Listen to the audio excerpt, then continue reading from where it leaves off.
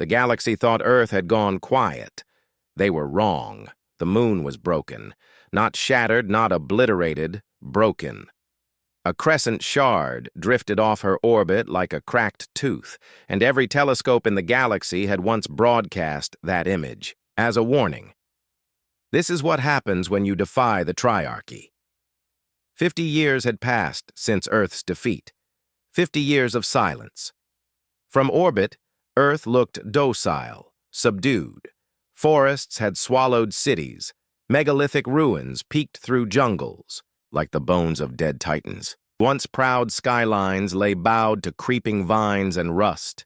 Alien observation drones floated like silver ghosts through the mist, filming tribal humans hunting with spears, painting rocks, singing strange hymns to the stars. Broadcasts called it recovery, peace. But down below, in the black vein of what was once Denver, something ancient stirred. Buried beneath a collapsed metro line, past fossilized train cars and vines clutching broken tracks, lay a sealed door, a perfect circle of obsidian alloy, untouched by time or moss. A figure approached, barefoot, silent, skin painted in ash and oil. A girl no older than 12 reached the door and placed her palm against a glowing handprint, half erased by time. A sharp click. A hiss of air. The door rolled open with a groan like something remembering how to scream. Inside, black glass, humming lights, the glow of long sleeping machines. The girl bowed. "Message from the Council of 10, she whispered into the dark. "They are blind." A voice, cold, metallic, inhuman, spoke back. "Then the wait ends now." Far above, in low orbit, a triarchy patrol drone blinked. Its data stream fluttered. One frame of corrupted video showed a child looking directly up at it. Smiling, the drone marked the footage, anomaly, and continued drifting. Across the galaxy, no alarms rang, no sirens howled, no ships scrambled, because no one believed the humans had anything left.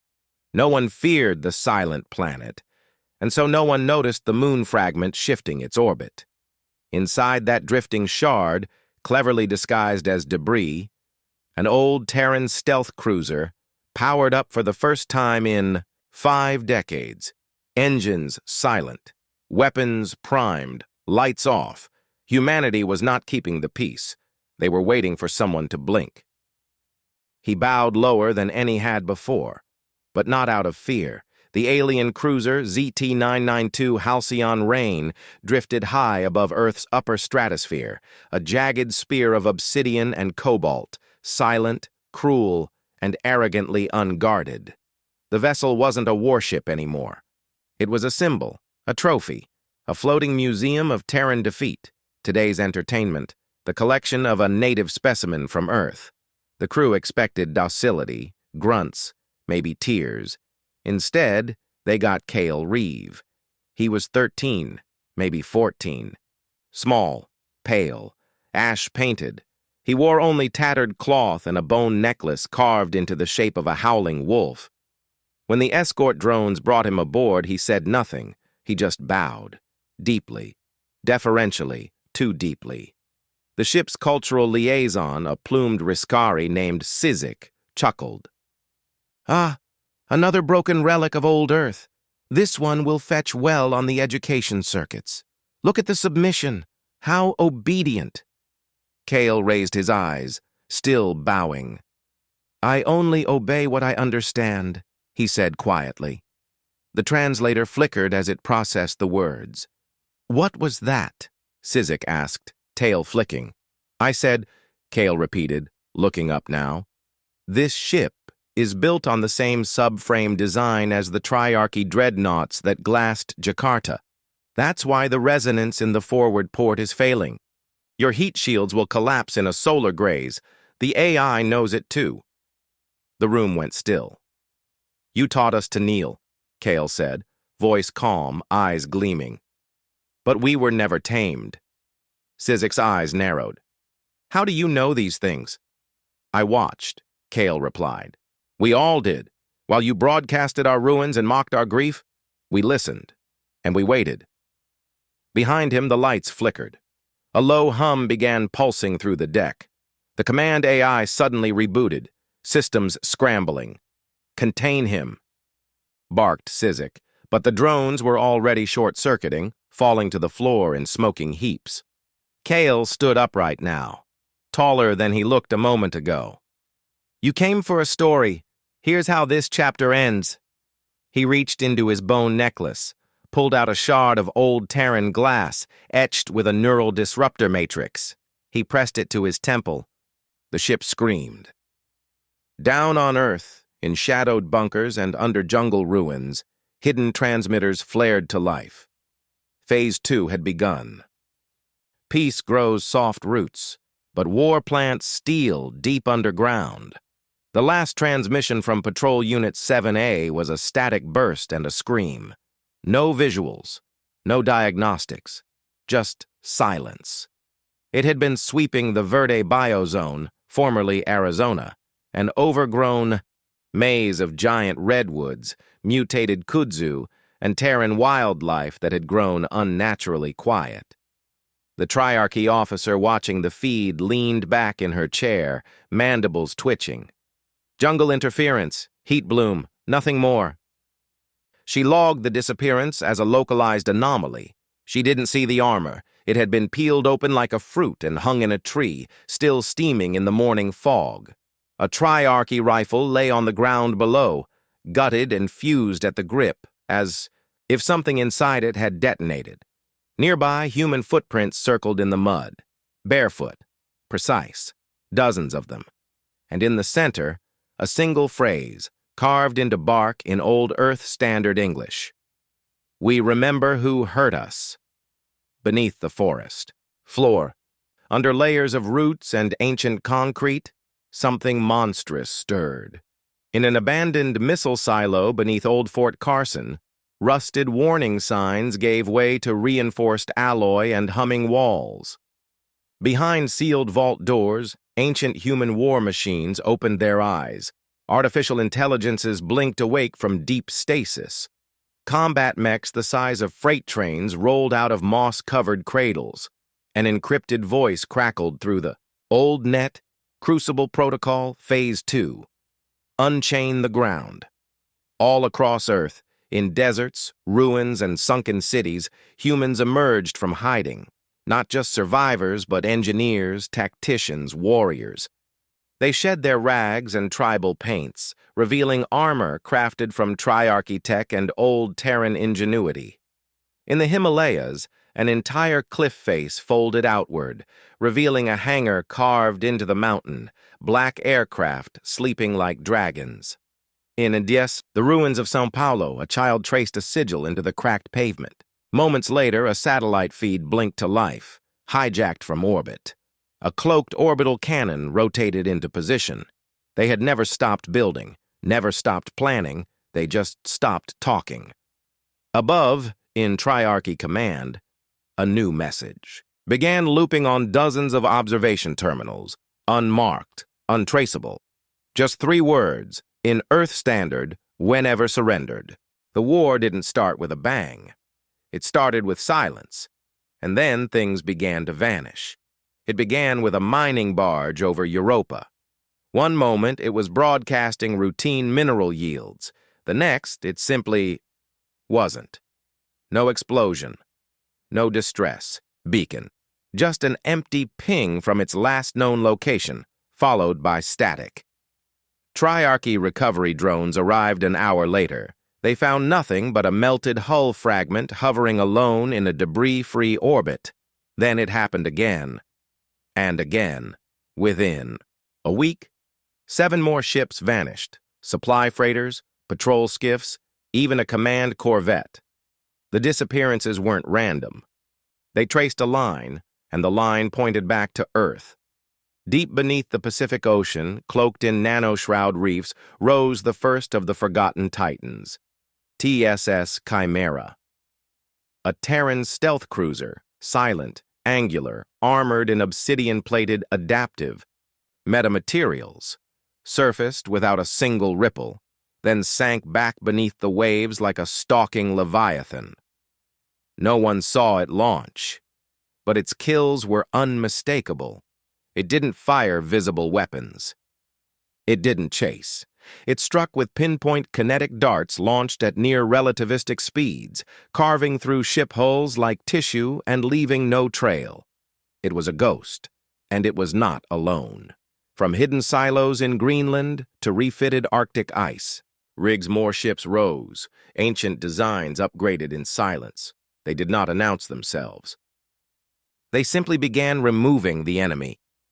On every triarchy world with a former human population, strange things began happening. A command officer steps into his transport. It explodes mid-lift. A fuel depot registers a false safety check. Seconds, before vanishing into a crater. A classified map of former Earth outposts disappears from a secure server and reappears carved into a triarchy governor's wall in human blood. In the black between systems, triarchy convoys began traveling, with lights on, full illumination, like prey animals in the dark. Commanders gave the order. Do not engage, they feared shadows. Because the shadows had teeth now, and somewhere at the edge of known space, a human command AI known only as Aegis watched every attack from a cold, windowless control vault. It blinked. Once its processors warmed, its voice was a whisper across the Terran net. Begin the vengeance script. They took Earth's voice. Now Earth speaks in screams and proof. The galaxy was watching cartoons when the truth cut in. In the middle of a children's broadcast on the Triarchy's education network, the screen flickered. Once, twice, then dissolved into static. It was replaced by a blinking cursor. A line of text typed itself out in harsh, human standard font. You were shown our defeat. Now see the truth. A montage began. Not of the war's end, but of its crimes. A child in Nairobi screaming as orbital fire tore through her city. Triarchy. Enforcers laughing as they branded Terran prisoners. Entire libraries burned. Forests turned to glass. Aliens dancing in front of broken monuments, drinking beneath the shattered bones of Earth's cultures. Then came the audio. Recordings of Triarch. Generals discussing extermination quotas. Planetary governors negotiating black market human slaves. Transcripts of the moment Earth's surrender was falsified to the public. Every classified secret, the ones buried under 5 decades of lies, unleashed in one unfiltered stream. Across thousands of worlds, trillions watched in horrified silence. Some screamed, some vomited, some simply wept. It was the most viewed broadcast in galactic history. In the Triarchy capital, leaders scrambled to regain control. They couldn't. The signal wasn't coming from a single source. It was bouncing through ghost satellites, hidden relays, even the internal systems of Triarchy comms infrastructure. They'd built their empire on humanity's bones, and now that network was being used against them. In a panic, they deployed propaganda countermeasures. But it was too late. Cities began to riot. Citizens questioned the narrative. Border colonies cut contact.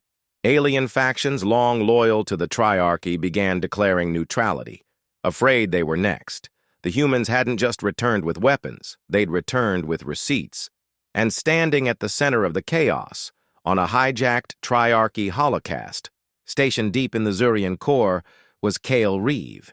He stepped forward into the broadcast wearing a plain black coat over Terran armor.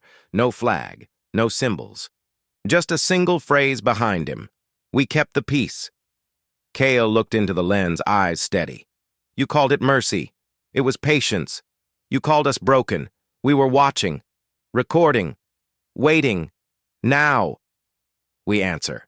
And behind him, in perfect synchrony, thousands of orbital cannons activated above a dozen Triarchy worlds, the signal cut to black. The broadcast ended. The countdown began. 3 above the gas giant Tyros 8, orbital silos turned their cannons toward the black. On the pleasure world of Velix, citizens looked up from their hologames and drinks to see streaks of fire arc. Across the evening sky, R01 in the Triarchy Naval Command bunker on Kepler 5, an officer whispered, "They wouldn't." They did. 13 worlds, struck in a single second. From cloaked orbital platforms, Terran kinetic bombardment systems rained tungsten rods at Mach 30 onto key military installations, power grids, communication towers, and orbital docks. They hit with the force of miniature extinction events, without nukes, without radiation, just raw, cold physics. No one saw the projectiles coming. They weren't tracked because they weren't launched. They were dropped from stealth satellites that had been waiting for decades. On Oryx Prime, a fortress moon turned black site research facility. A seismic tremor swallowed a mountain range and half the command structure with it. The crater still glowed days later. On Janari Station, the main Triarchy AI hub fractured as a microrail drone burrowed through 5 layers of armor and turned the core into shrapnel from within. By the time the Triarchy understood what was happening, it was already over, and that was just the opening volley. The worst came after. In the chaos, human operatives emerged, dressed in stolen Triarchy uniforms, wearing adaptive gear painted with dirt and dust. They moved like ghosts through broken cities, targeting fuel lines, backup servers, and ranking officers trying to flee. On Volcara, a governor's escape yacht was hacked mid-launch. As it reached low orbit, it turned and descended directly into his own palace. On Drajan 5, an entire battalion mutinied after receiving a data dump of Terran children experimented on in that very facility. They executed their commanding officer and surrendered to no one. Just guilt. It wasn't just vengeance, it was surgical, tactical, terrifying. Humanity hadn't returned to fight the same war. They had learned everything, from every empire, every failure, every tyrant, and now they were turning that knowledge into an art form of annihilation, and above every fallen site, etched into scorched stone or carved by precision orbital strike, was the same sigil: a broken planet with teeth. The message was clear. No more hiding. No more silence. No more peace. In the Triarchy's capital, the first tremors of panic turned into a full-scale storm. Across every station, from command hubs to high-rise pleasure domes, whispers spread like wildfire. The once untouchable power of the Triarchy had been torn apart, piece by piece, and now the galaxy's oldest empire was crumbling under the weight of humanity's rage.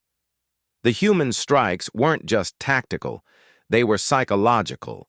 It was as if they had known exactly where the cracks in the Triarchy's foundation were. No one felt safe. On the moon of Anor, once a key Triarchy stronghold, the local leadership convened an emergency session. Panic swept through the hall as a new message came in, a direct broadcast that had to be sent, despite the blockade on communication channels. The screen crackled to life. A human voice echoed through the chamber, familiar, yet chilling. "Did you think we didn't see the rot? The corruption?" The face that appeared was Kale Reeve, now standing in front of an assembly of human forces, dressed in full combat gear. Behind him, the remnants of a Triarchy fortress burned to the ground. Black smoke rising like an omen, the transmission shifted. All across the galaxy, dozens of planets blinked to life with the same broadcast. Kale Reeve, no longer the child, but the symbol of humanity's wrath, standing tall as destruction unfolded behind him. The words burned into every listener's ears. "We were never broken," he continued, voice cold and firm. "But now you will know what it means to break." From that moment, nothing was ever the same. Planet after planet fell to the same strategy. Humanity, once passive, had moved beyond vengeance. It was now conquest, driven by the raw power of will. The Triarchy's capital felt it first. In a high-rise conference room, a Triarchy general watched as his planet's orbital defense systems went dark. Then they blinked back on. But it wasn't his command. It was Earth's command, and in every corner of the galaxy, the final message came through the same chilling way. Humanity was no longer hiding, no longer waiting. They had struck, and they would never retreat. In the end, silence wasn't the weapon. It was the cost. The Triarchy had thought itself invincible. Now it realized the truth. It had only been asleep. The moment the last of the human fleet arrived in the Triarchy's home system, silent and deadly, they didn't send a warning, didn't broadcast demands. They didn't need to. The capital world of Drathos was still alive with lights, still pulsing with the arrogance of an empire that had controlled the galaxy for millennia. The great golden spires shimmered in the atmosphere, but even the brightest stars fall. As Kale Reeves' fleet descended into orbit, the first wave of ships unleashed their payloads. The Triarchy's defense systems flared to life, too late. Hundreds of millions had prepared for this, waiting. It wasn't just human ships now, but every world that had once been crushed under Triarchy's boot. The exiled, the rebels, the key. Forgotten. They had all returned. Across Drathos, security systems blinked out one by one, each building and each warship silenced by the same quiet precision that had once been used to dismantle the Triarchy's empire. But no bombs fell, no loud explosions rocked the capital. Instead, one by one, every light in the spires began to flicker. The whispers spread faster than fire, and then the streets went dark. Triarchy Command called for an emergency evacuation. Entire fleets scrambled, but it was too late. The message was broadcast once again, this time from the heart of Drathos itself. You thought silence would save you. You thought your arrogance could keep us weak. This is your reckoning. Beneath Drathos' shining city in the catacombs of the Empire, the last of the Triarchy's leaders gathered in a panic. They were surrounded.